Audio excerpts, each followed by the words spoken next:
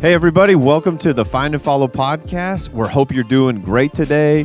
Whether you're mowing the lawn, you're doing some work, you're on the treadmill, whatever you're doing, we hope you are listening in to Find and Follow Jesus in your everyday life. I'm Scott, your host, joined by co-hosts Craig and Kyle. Glad to have you guys back at the HQ, ready to have another week of helping people through the old podcast format. Good to be here. I missed being here last week. Yeah. Well, Jesse did a good job, in the rotation for like a baseball team. We got guys that come off the bench. We've got a guest on next week. It'll be super fun. I was just in the shower this morning going, man, we need a guest. I'm tired of listening to us. We got to get somebody else in here. But you don't even, you only listen to us in real time. Why would I listen to us again after I was a part of it? Sometimes I do. Yeah, that's true. I do too. It's for quality control, checking. And then I laugh at my own jokes sometimes. Oh, Is that okay? You would. That I completely. Why not? You laugh at him right now. Not just in the moment, but when you listen to it again, you laugh a second time. The thing is, I'm just trying to make myself laugh. So that's the point of them. Keep going. And I think they're funny, so I just keep doing it. I'm not always doing it really for the other people, just for me. No, sometimes it shows. That you're not doing it for the other people. That's great. Doing it for yourself. I'm glad you're listening along. Yep. Happy to have We're you here aboard. in your little world, just holding on. No, it's gonna be good. We got a couple guests lined up, scheduling it out. A retired guy gonna be on, so we'll have two retired guys being on the podcast. It'll be good. Let's see if people can figure that one out. There's lots of retired people in the world. Yeah. So recently retired person. a recently retired person. All right. So, anyways, but we're jumping in here. We're talking about faith today, and we're just singing a song. I don't know if that'll be in the intro part or not. Don't put that in the intro. Don't put it. Kyle and I were singing. We're in different keys. I think I was in 6 different keys. Yeah. As I was singing. I don't have a key. Is Jesus the same Jesus when he's giving a message, a sermon, a talk, and when you see him like backstage? So we always are intrigued by that famous people that with more of a platform, and then you hear a lot of times, oh, that dude, he's the same on camera as he is off camera, like he's the same guy. You know what I mean? The famous people, and then you hear the other stories. You mean of like people. Justin Bieber, who's been in the news recently because he's had a really difficult time? No. You haven't Catch heard me about up on the that? Beeb news. You are in I the just beep happened to- headline. You just Craig, I just happened to catch who's it. almost in another decade category. You're almost 70. Watch it now. Watch it. I was like, what do you? You're not only on thin ice, you're falling through into really Well, cold we were just water. talking about it at Silverwood on Saturday. I was like, Yep. it's kind of. I was like, do you think it's weird? You're almost 70. I do think it's weird. I'm about a month away. I said out loud to myself as I was thinking about your birthday's coming up in 30 days or so. I was like, I got to tell people like, my dad is in his 70s. It's weird sounding. Anyways, It is weird. What's up with the Biebs? Well, he was just talking about how he went through some serious depression and real personal struggles, and he didn't get into a lot of detail. But what I did note about him in this interview was that he was very outspoken about his relationship with Jesus, and just talking about the fact that his faith in Jesus and trusting him and the help that Jesus gave him was the only reason he was making it through a very difficult time. So, Justin Bieber on stage doing his thing is one thing, but the real guy is actually going through a hard time and has apparently gone through a hard time. I don't know the details, but, yeah. You're not sending him a DM about like No, what's happening? Yeah, well, that's great. That as he's being transparent and then just talking Yeah. about his faith in God is what's getting him through life. Maybe he'd be a guest on the podcast. I'll shoot him a message. Okay. I did shoot him a message one time for Ben Sharkey's sake. Do you remember this, Kyle? Yes. You sent a tweet? No, I think it was a direct message. I think it was on his Facebook? account. You could send him one on the Instagram, I think. Oh, yeah. But what was it for? Well, I it don't was know. when Ben left, when we were saying goodbye and we were putting it together some that's stuff. right. I was like, how cool would that be? I mean, he wouldn't never do it, but you got to ask. So I asked. In that video thing, you had a picture of a video of Justin Bieber, and you dubbed in. What did you do? You dubbed in somebody's words, or we? I can't remember. No, that was That for was Tiger Kyle. Woods. Tiger Oh, Woods. that was Tiger Woods for Kyle. And then we did it for a bumper one time. Is that what Russell it was? Wilson. Russell Wilson. There you Remember go. that? Yeah. And we Yep, just yep. dubbed over his. Yeah. No, I didn't dub over Tiger Woods. Tiger. He said that. Yeah, and Masters press Kyle conference. believed that in the moment, and he still believes that. Yep. It was actually Tiger Woods. I met Tiger Woods. It's okay. We're buddies. Okay, so you met Tiger. How is he the same guy on camera as he is off camera? He said the words "thank you" to me. So I mean, I'm sure Okay. he says that on camera at times too. The real intimate interaction I had. Yeah, we've I don't know how many other encounters have you guys had? People listening in. Maybe you've met somebody that was more famous, and then you met them, and they were a little bit different in a good way than they were maybe on screen, or more polite, or I don't know. Just we kind of get intrigued by the famous people, and are they the same person? The persona, are they really that generous? Like they put this vibe out there and they say these words, but then, oh, I ran into them and they were rude, and I saw them at Chipotle and they were, whatever, right? So that's where we kind of left off last week. Is like Jesus, the same dude, up on the mountain giving the talk in front of the huge crowd, making a scene, as he is with the individual one-on-one, and like, hey, I don't have time for you, and you're lowly, and I just want the big crowds and be famous? Or is he going to be serving and helpful and actually do the things he said that you should do? Yeah, and I think it's kind of a rhetorical question, because obviously he's the same guy. He's got integrity, but I'm glad we're pointing that out, because that's actually the teaching he left off with. He talked about building your house on the sand or the rock, and if you say you believe these things and do them, it goes well, and if you say you believe them and don't do them, it doesn't go so well. So obviously he's going to be the guy who says the stuff and does the stuff. Mm-hmm. You ran into Charles Barkley. I did. When I was probably middle school, and you got his autograph, and then did. I had that forever, which I'm still not. I don't get autographs as a thing, but I had it, kept it. Yep. with the baseball and basketball card box. You guys were at a. We flew into Sacramento for a conference, and checked into our hotel, and they were checking in the. He's probably with the Suns at that point. Yeah, Phoenix and they were Suns? playing. Is it Sacramento the Kings. Kings, yeah. So they were all in the lobby, and it's like, there's a bunch of really tall dudes. Oh, that's Charles Barkley. That's the basketball. And I went over and just said, hey, my son likes basketball. He's into it. Any chance I could get an autograph? And he did. And he autographed. I don't remember what it was. You don't remember? It was the only thing you had was your name badge. Oh. And it was the era of, it was like a plastic holder, and then they slipped a piece of paper in that. And it was. Is that what I did? Oh yeah, it was like 3x5 card size almost. I mean, it was very large.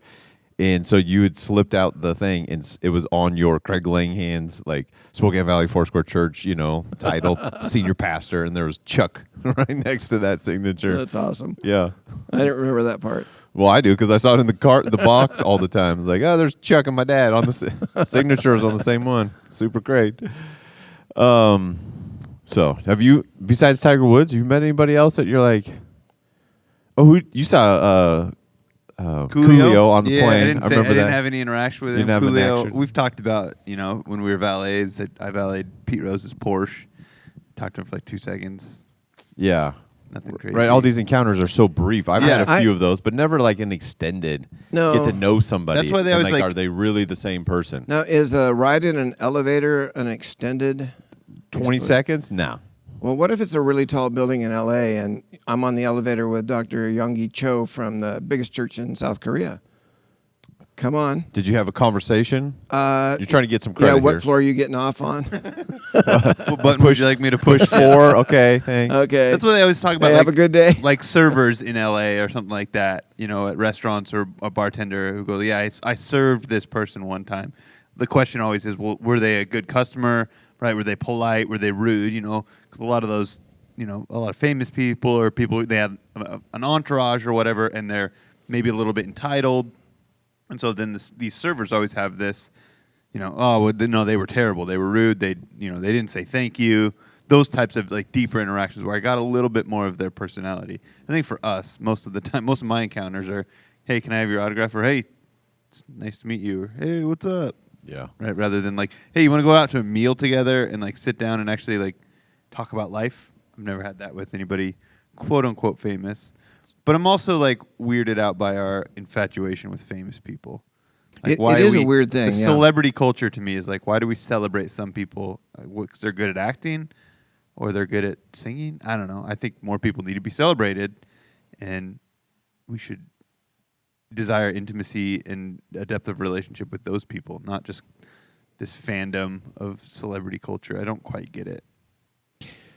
Speaking of elevator rides, I had an interesting one. Back to me speaking. Nobody else is speaking of elevator. Kyle was taking us somewhere really good, and you're like, oh, so elevator, like, this idea of infatuation. But yeah, we are intrigued by the people who can I commented shoot the on what he ball, was hit the saying. ball. Yeah, I Tiger agree. Woods Say won a so many joke. Masters, right? That kind of stuff. Like it's intriguing. And then most of them just want to be normal people. And think about the social pressure. And Jesus felt that everywhere he went, he drew a crowd. Oh, all the time, constantly. Every time you go as a more famous person, even if you're like locally famous, like if a Mark Few goes out in Spokane to a restaurant, people know you, and you don't know how many people know you, but everybody's watching. They're paying attention. They're watching as a server. Like, is he going to tip good? And then because that server's going to talk to everybody else. Like all of that pressure is like, was he like rude response to his wife in the moment? You know what I mean?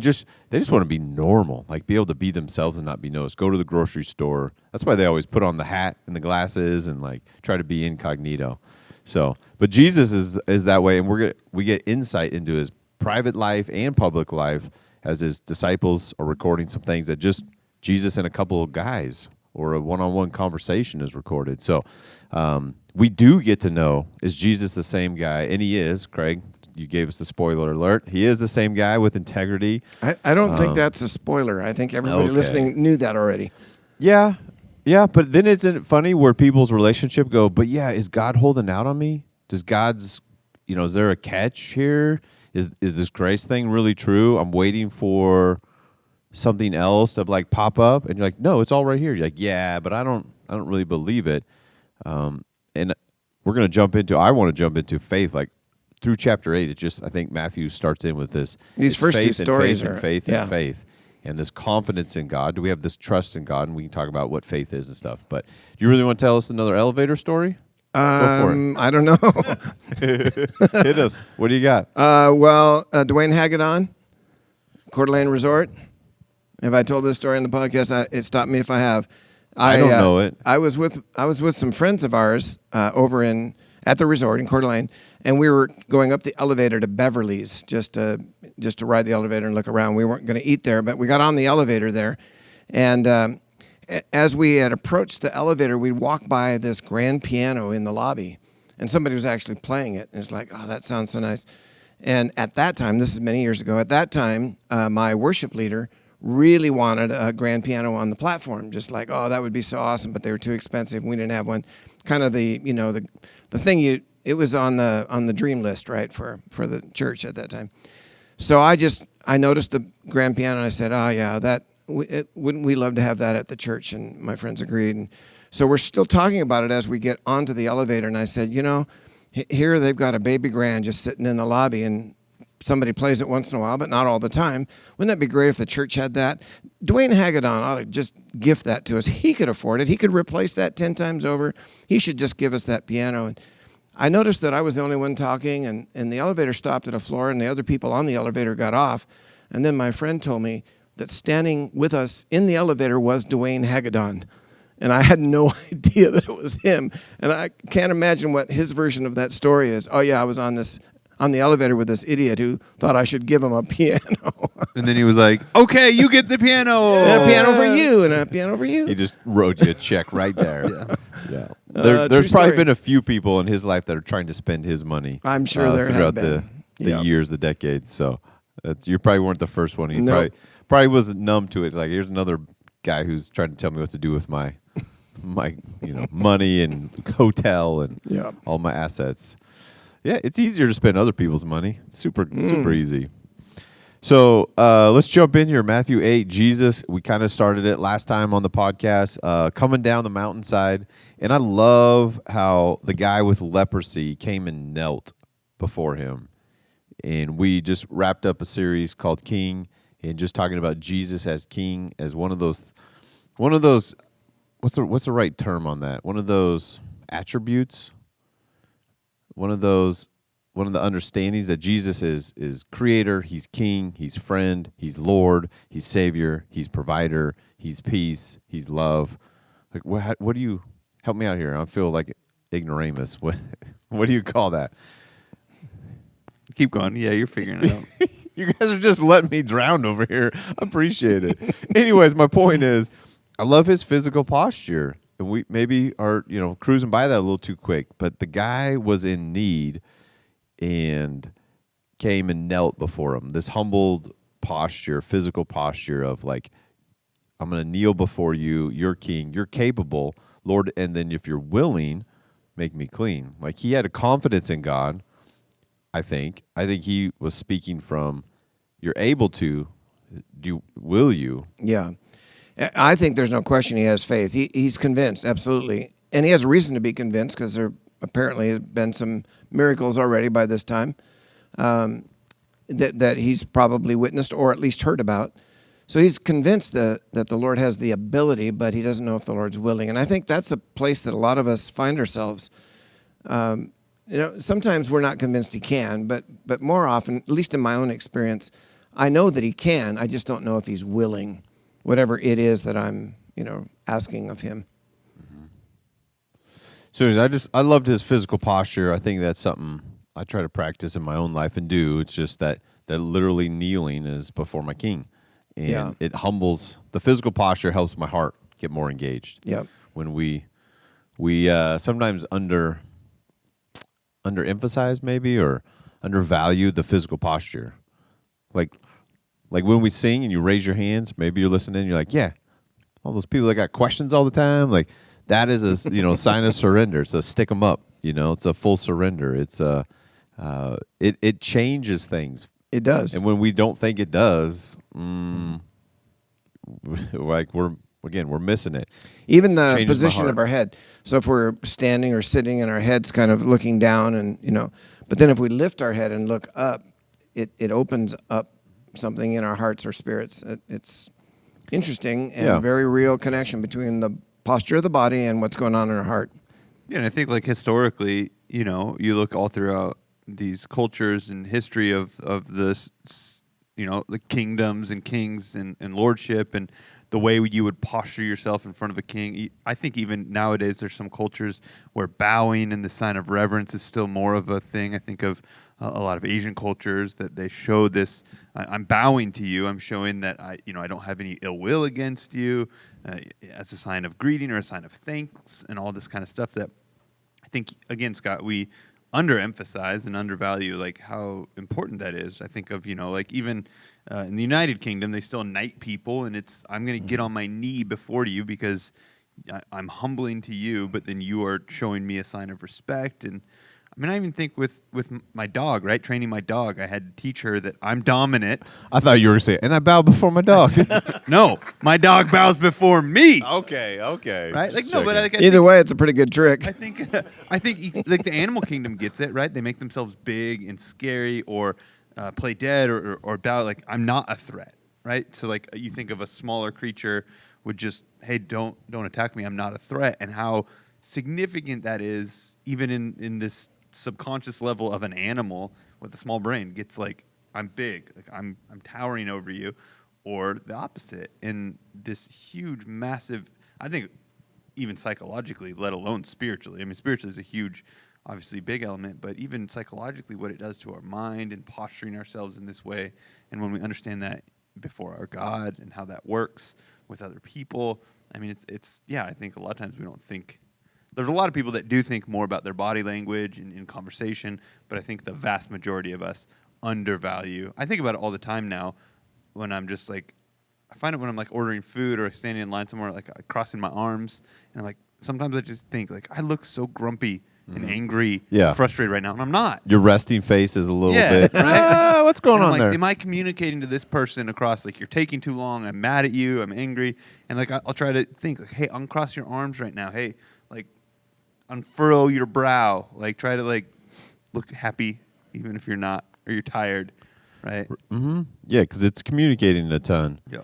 Yep. And we've, as a culture, this is something that is accepted and celebrated. You can get some great bumper stickers now to show how opposed you are to the political view. And it's like F that person and a middle finger thing. And we're you can still have a disagreement with politics and policies and what's happening, but still have a respect and an honor for the position and the person.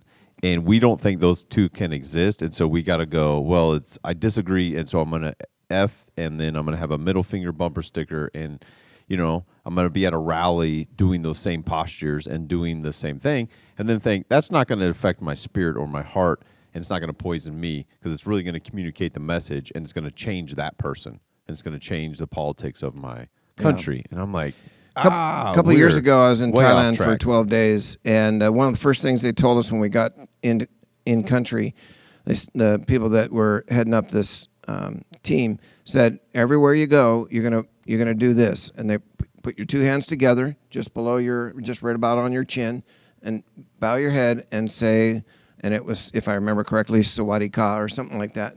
And everywhere we went, people did that. I mean, just total strangers in public places. When you went into somebody's home, you went into a church, you went into any kind of a building. Even sometimes you pass people on the street. All the time, I just found myself doing this. And in fact, even currently, I'm on Zoom calls with the guy who heads up Think Small's ministry in Thailand. And sometimes we get on the Zoom call, and he'll go like this, Sawadee Ka, because it just is natural. It's like saying hello, you know, or waving. It's just respect it's acknowledgement of the fact that another human being is there, and you're just, humbly acknowledging them. And that's so valuable. I try That's to be great. I try to be that guy. We're out and about all the time, walking our dog, taking a run, riding my bike, and I try to do especially when we're walking and it's neighbors. I do a lot of hi, good morning. I see you. You're across People the who street. are listening can't see your very I'm expressive raising my hand, waving right now. Do you on want my me to narrate? bicycle, riding my bike through, and I see other bikers or people walking. You try not to, the walkers try not to scare them, because sometimes you're coming in quick, going around them, and you're like, hey, like that. And they're like, "Ah." There's a special And way they jump into a bush. There's a different way for fellow bikers, though, right? They get a special. That's motorcycles. You don't wave differently to your biker friends. No, those are different bikers. You guys make eye contact. We're together. We're in this together. If I'm breathing hard and you like doing a hard part, you kind of just give the head nod acknowledgement, because that's all I can manage at that point.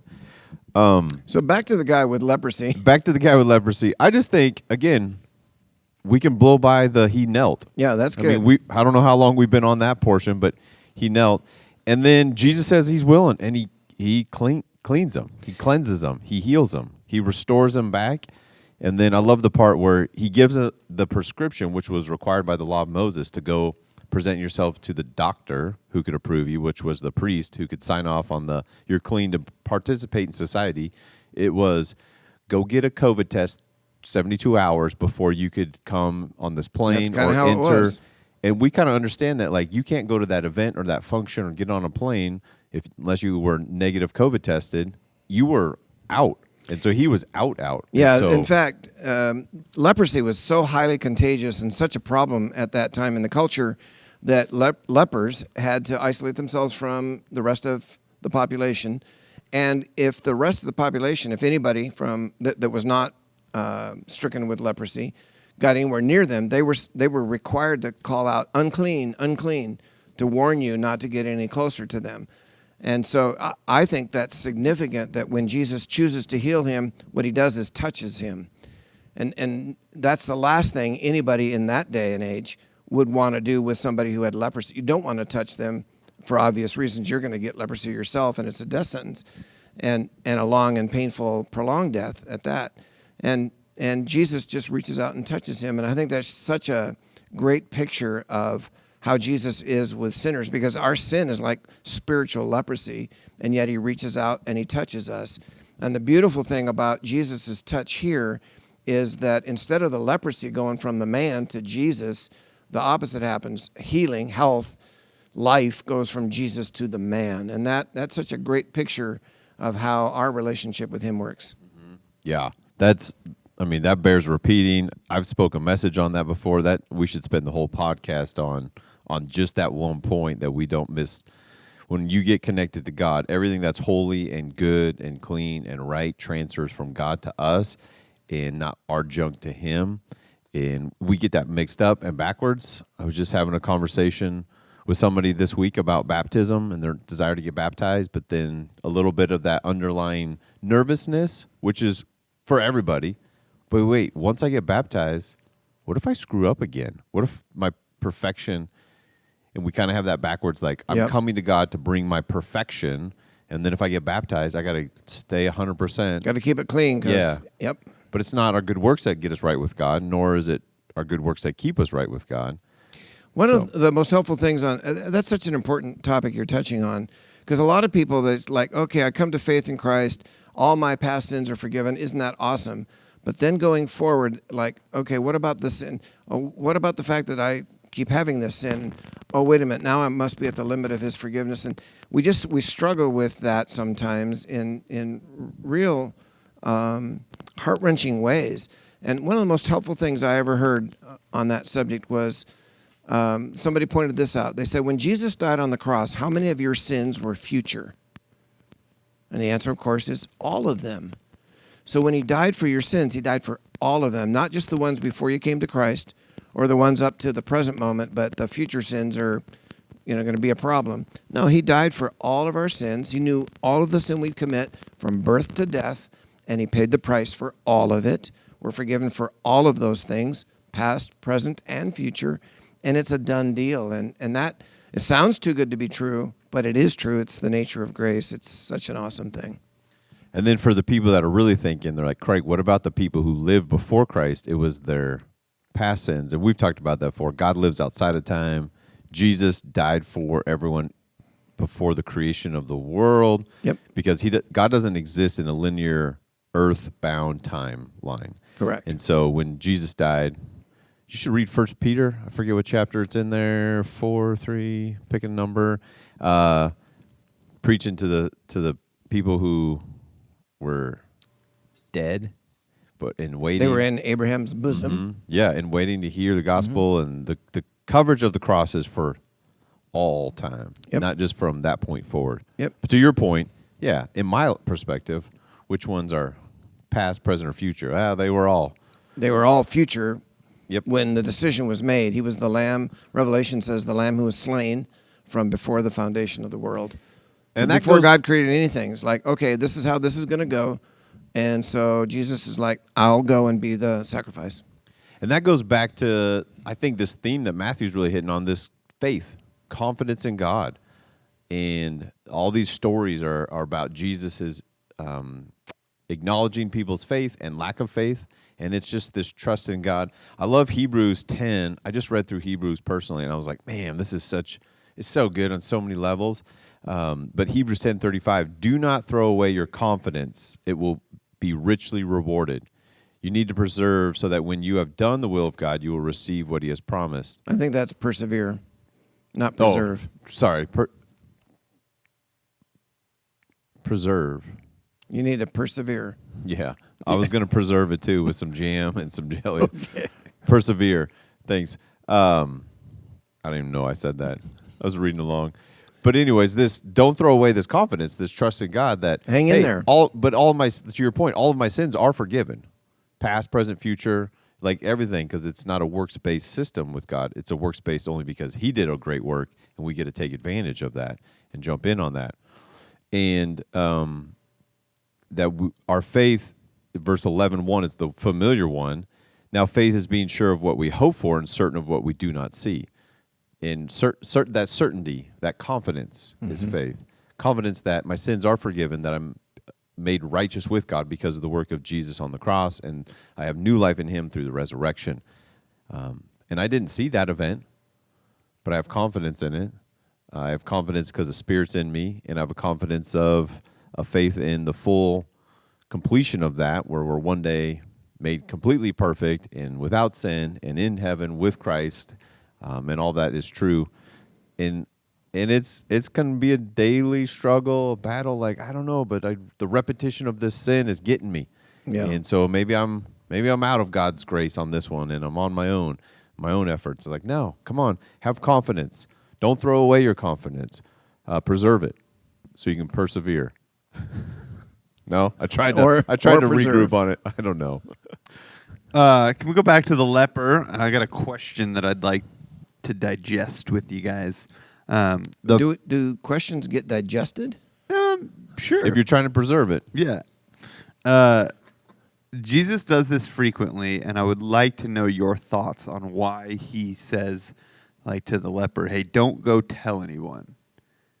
Does this amazing thing for him, changes his life. You know, it's what Jesus does. Dead things come into life. This guy's, I think about everything in this guy's life that would have changed. Not only his health, but his freedom. He was a slave to this disease in society. He was an outcast. He couldn't talk to people. He couldn't have friends. He couldn't go to social gatherings. His whole life was dictated by this disease and the parameters about what that meant for him. And Jesus just changed it. You know he's going to want to go tell shout it from the mountaintops. This dude changed my life. Go tell it from the mountain. Yep. And Jesus is like, hey, don't tell anyone. Just go do the thing that you're supposed to do. Like Scott said, go do the ritual things, get right, and then go on with your life. Why did Jesus do that? Ready, discuss. I think you should ask Jesus. I think there's several reasons. One, maybe he was just making sure that this guy didn't get distracted and say, hey, don't start going telling everybody. Like, go through the right process so you're restored to community properly. Jesus is aware. He's going to tell people. He's going to go show himself to the priest and get the negative test, and then he can go home. He can go back to work, be part of the community. They're going to be aware. Like, Bill, you're clean? I'm clean. How did that happen? Jesus. So I think that's maybe part of it. Maybe the other part is Jesus knows there's going to be so much public fanfare, and the word will get out, because it does. When Jesus showed up, like, everybody from that town, anybody with needed a healing, disease. So maybe Jesus is just trying to minimize the publicity so that his message of the kingdom of God is here is not overshadowed by him being a miracle worker and just performing all this great stuff for people. I don't know. There's a couple different. Yeah, I tend to think that that's it. That the second part, and I think the second thing that you said has multiple facets. One, for the things that you hit on, he doesn't want to attract attention for the wrong reasons. For the fact of he's got a bigger message that he's focused on. That this is a part of it, and the power. But I think the bigger message is that the kingdom of God has come, and that's Matthew's point, and that Jesus wants to focus on that, not just, I've come for the sick, but not the sick that you think in the fact of just a leprosy thing, but for the sickness of your souls and the sin that's there.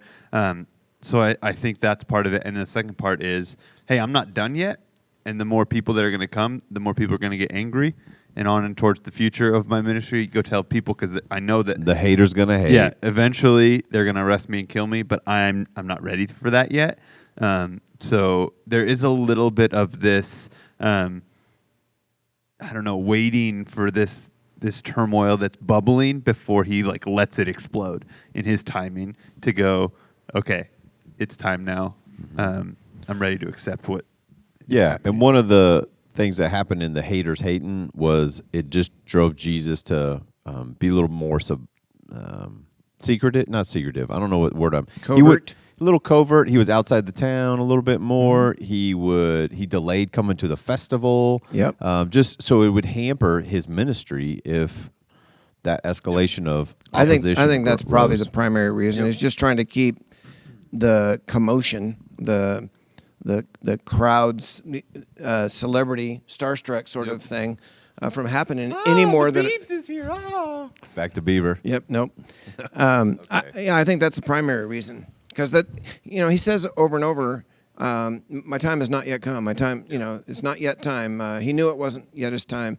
A couple of times people came and they wanted to make him king. They wanted to let's do this. Let's make it happen. Nope, not time. And it was like verse 16. I don't know we don't know the timeline on this, but he just healed Peter's mother-in-law. And then verse 16, chapter 8, when evening came, many who were demon-possessed were brought to him, and he drove out the spirits with a word and healed all the sick. This was to fulfill what was spoken through the prophet Isaiah. He took up our infirmities and carried our diseases. And so many people, already early on,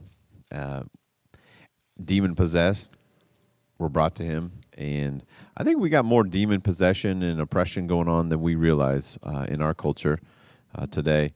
But if we could maybe move forward to the faith of this Roman guy, the Roman soldier, and to this theme of faith and this confidence and this trust in things unseen, I love it. And Jesus commends him. This guy, his servant lies at home paralyzed and in terrible suffering was the issue. And Jesus said to him, I will go and heal him. And the centurion replied, I don't deserve to have you come under my roof, but just say the word and my servant will be healed.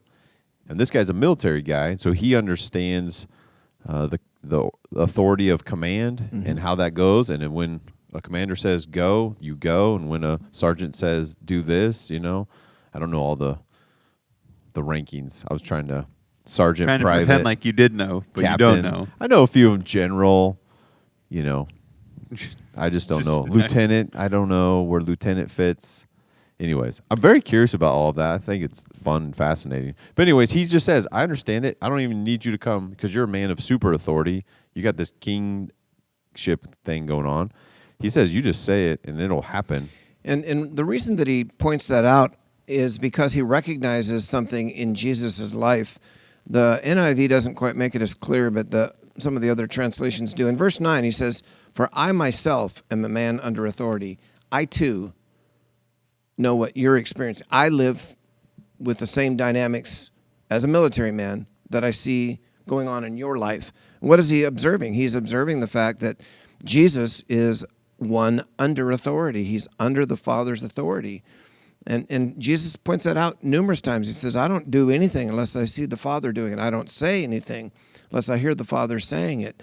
I didn't come to do my will, but the will of him who sent me. I mean, there's numerous quotes. Jesus is someone under authority, and that's why he had such great authority flow out of his life. And he has people under his authority, like this guy does. I have servants, slaves. They just do what I say. Maybe, I don't know if this is true. Maybe the centurion saw other people kneeling before, like the guy with leprosy, kneeling before Jesus and going, hey, King Jesus. And then there's the disciples, of course. They're under his authority. Correct. The 12. Yeah, he had a crew. Yep. And in another sense, all of us are under his authority, right? Today, I mean, in Matthew 28, it says, all authority has been given to me in heaven and in earth. So he's got it all. Nobody else has any authority. It's all his. So we're all under his authority in that sense. But yeah. And Jesus was just astonished, like amazed, just wowed by this guy's really is. response. And said he has not found anyone in Israel with such great faith, which is a slam to all the Israelites, right? It is. There's only a couple of occasions, only a handful of occasions where Jesus actually commends the person's faith in such a direct way. Now, often he'll say, your faith has made you well, your faith, go in peace, your faith has made you whole. But here he's saying, no, this is really impressive. This guy is a standout man of faith. Nobody in Israel is like this guy. That's quite a commendation of the individual, and you're right. It's kind of a slam on the Jewish people. Yeah, and I just spoke this on a Sunday a few weeks ago or months ago, sometime recently, that Jesus was amazed. I think that's cool that the Lord of the universe, the God of everything, had this amazement. I mean, the word that's used there is it's only used twice in the New Testament, and it's both in response to people's faith. That Jesus is in awe. He's amazed at, that's what I'm looking for right there. That's what I want, is this trust and belief and faith in me. It's amazing. It's for us, we're like, oh, this amazing grace is the thing that doesn't make sense to us, and it's amazing. And the thing that amazes Jesus is when we trust him, unconditionally, no strings attached. I know you can do this. I know you will. I'm putting my faith and putting my trust in you. Jesus is like, that's what I'm looking for. That's what I want. And this guy got it. Yeah. And back to the physical posture thing, this guy knows it happens, and then he leaves, right? He has a confidence, like Jesus says, your guy's going to be healed. It's done at this very moment.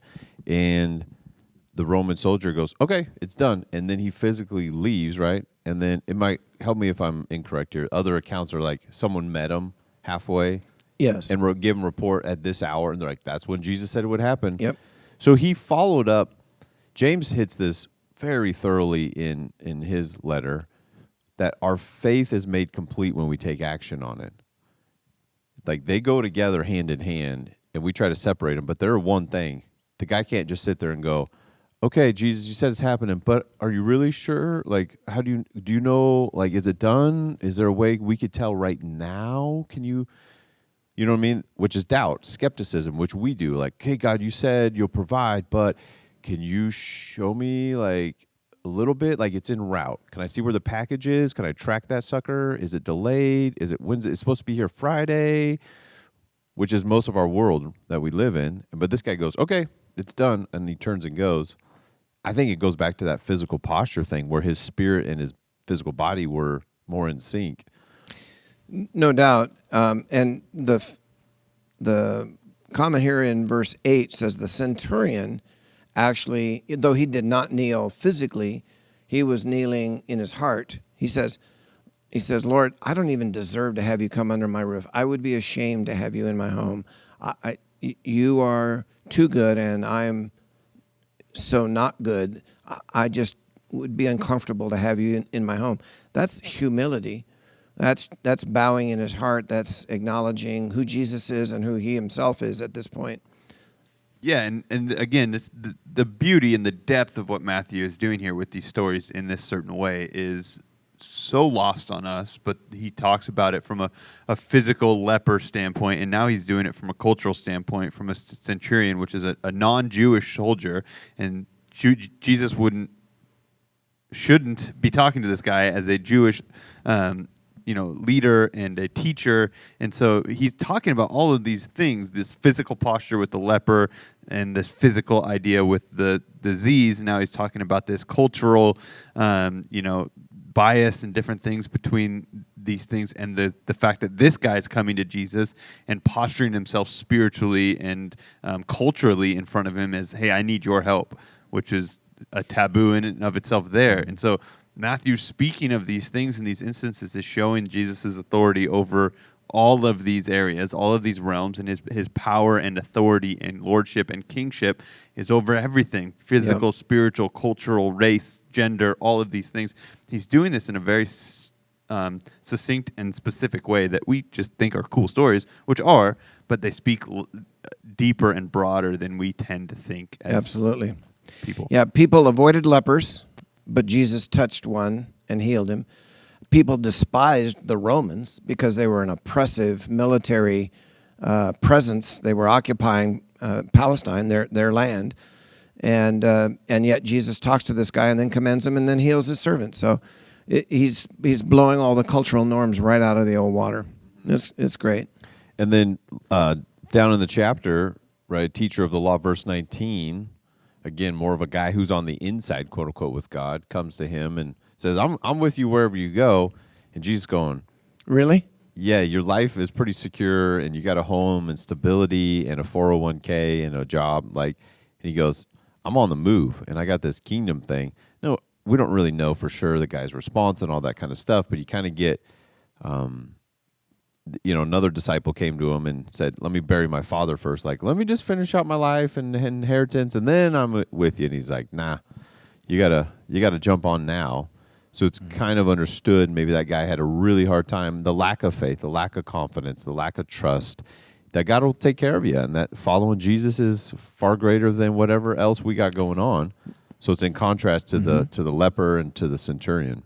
When I was a brand new Christian, this idea here of just jumping and going whenever Jesus said it made sense to me. It was normal. I was a single guy, very young, and I would hitchhike here, or I would go there. I would sign up to go to Europe with YWAM. I went to Mexico with YWAM. I went off to Bible college, and I didn't think anything of it. And then as the years have come and gone, I've gotten more and more secure, family You and get a home, these kids, and the man, kids they and just the drag you grandkids down. and life. And now it's like, if Jesus just said jump and go, like, would I jump and go? I mean, like, not just on a short-term mission thing. That's one thing, but because then I can come back to my security. It's one of the things that I respect so much about Gary and Paula Hayes, who started Think Small, the organization I'm working with, because they were living a very comfortable life. They had 2 incomes, no kids, living on the east side of the Seattle area, Bellevue, Kirkland. Bought a really nice home, had really secure jobs, nice cars, all that. Went on a vacation to Thailand, and God spoke to them there, and they came back. They sold their cars, sold their house, and went, and they thought they were going to come back in a couple years. And the Lord had other plans. And now, 17 years later, over 800,000 people have been reached for Christ. And I mean, there's stuff going on this week in the country of Chad and in the country of Nepal as we're launching teams there. And people, the Christians, the leadership of churches there are just getting serious about reaching out to the lost and helping them avoid human trafficking, drugs and alcohol, the whole thing, and introducing them to Christ in the process. All that happened because they were willing to go. Yeah, but I mean, I think of that too. This is the type of hyperbole that Jesus used that in the original audience would have been like, say what? Like, you're asking us what? I mean, like, this, I was reading through and studying this passage a little bit this week, and the idea, like, this was a very significant like responsibility of someone to bury the dead of a relative, right? Like, this was a big deal. Like, this was one of the most important, like, sacred duties that took precedence over any other commitments that you had. Like, you drop everything for this. It's that big of a deal. It's family and it's all this kind of stuff. And again, this is the same type of thing where Jesus says, "Hey, if you're following me, you're hating your father and your mother, right? You're hating the comparison of I am the most important thing, and I'm asking for that type of allegiance, that faith again that amazed me is what it takes. And so, if you're focused on these other things, you're missing the point. And he uses these things, I think, as kind of hyperbolic statements to get people to go, wait, what? You're saying you're more important than the most sacred commitment of our community? Yes, that's exactly what I'm saying. I am that important. Yeah, and it's the times Paula and Gary and these times where we're looking at their whole life and there's action. Not this guy, just not a theory of like his action choice was like, no, let me take care of my family because that is super high. And Jesus says there's something higher. Take action on that. James 2 was talking about Abraham offering his son Isaac on the altar. Verse 22, you see his faith and his actions work together. His actions made his faith complete. Down to verse 24. So you see, we are shown to be right with God by what we do, not by faith alone. That they go together. There's a completion there. And there's a back to what we were talking about earlier, there's that connection between our life. And we understand this, like in a little kid's life, if they get like their feelings hurt and they get sad, like their physical body changes, their head goes down, right? And you can just tell, and there's like a shame or whatever or embarrassment. And we will come alongside a little kid and say, hey, lift your head up, like raise your head, like it's going to be all right. We'll be okay. Let's get back in it. And why do we do that? Because there's a connection between our spirit and our emotions and our physical body. We were at Olivia's track meet yesterday. She's doing the hurdles. She did great, by the way, in case anybody's tracking at home. Proud Tracking dad the moment. track meet? Yeah, I'm tracking it. And in one of the heats, not Olivia's heat, different heat, I think there's 10 hurdles in the 100. And second hurdle in, this gal, it was a later heat, so they're not as fast, so they're not as maybe accomplished hurdler. Second hurdle, catches the whole hurdle, literally falls face down, and was down, and a couple other kids are going. And my first thought was like, oh, she's really hurt. She's out. And she had glasses on. I was like, oh, man, maybe she – and this is all split second, but I'm like, oh, she's done. She's just going to – that looks bad. And Amy fell last week at practice hurdling. And she hurt her hand. She hurt her really hand bad. severely. Yep.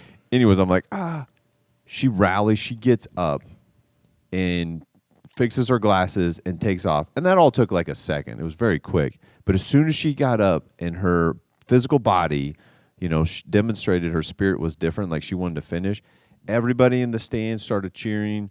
Like she was probably last on the list for times, right, overall.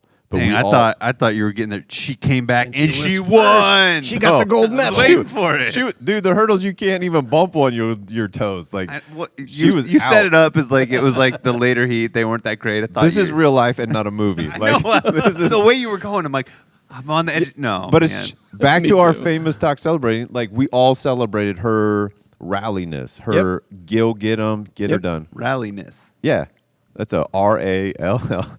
But we literally, like, we're applauding her over the third hurdle, the fourth hurdle. We're cheering for her. We didn't care about those other kids that kept going. No, you know what I'm saying? Why Yep. do we do that? I know exactly what you're Because saying. we're seeing their faith and their action together. Like, it would be totally understandable too if she was like, I just hurt my whole body. Like, Amy couldn't feel her left hand for like a day after falling on one hurdle. So we would have understood as a community too, like, I hurt myself. I can't go over 8 more hurdles. And she walked off. We would have been like, that's understandable. But we applaud that. We celebrate that. And the same with like following Jesus. When someone's like, I'm going to quit everything, my life, my job. I'm going to follow Jesus in this way because it's what God's saying to us. And even in smaller things where you take action on, your faith and it's coupled with your action, and we celebrate that because that's the way of Jesus. It's a image bearing of God thing. We go, hey, and our spirit says to that action, going, this is the right thing. That's awesome. We should have more of that. So I loved that moment yesterday, and when people rally around who God is and have a confidence in him, because he came to take away our infirmities and carry our diseases, our sicknesses, our healing, spiritually, number one, physically, we're in a tent. Everybody's got a tent right now. One day we'll get a real body that'll last forever. But hopefully today's been helpful for you if you're listening in to have more confidence, more trust in God, more faith. Whatever you're asking him for, know that he's got you. Can provide for all of your needs. He's a good God. We're forgiven for our sins, all of our future sins, past sins that we continue to not. Don't give up. Don't give up on having confidence in God and what he can do in your life, and that we will keep trusting in him. So hopefully you have a good week, faith-building week following Jesus, and we'll check in with you next time.